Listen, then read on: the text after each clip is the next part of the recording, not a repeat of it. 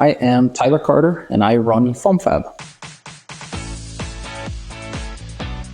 FoamFab started in the early 90s as a precast concrete company.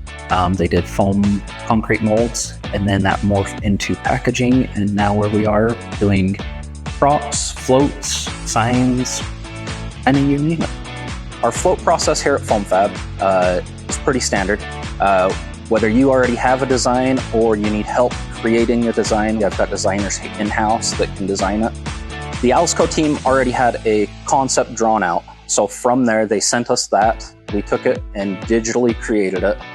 And then from there, once we had final approval, we started creating all the programs for machining the pieces, cutting all the pieces.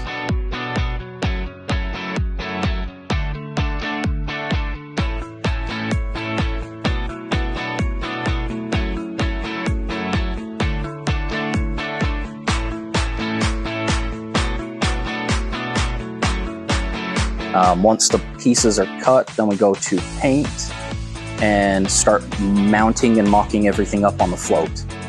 Once the float is done for transport, we'll pull it apart.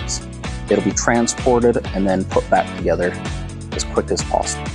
Something unique with the Alsco Uniform float is it presents their journey as a company to the public. The journey starts with a handcart delivery service, then moves to a horse-drawn carriage, and then ends at a modern Alsco Uniforms delivery truck. My favorite piece of this float is the rocks that will be up front because of how difficult it is to take a piece of foam and make something realistic and natural looking of it. There's been so many fun and unique elements in this float that's made it great. All of us here at FoamFab are extremely excited to see it in the days of 47th grade.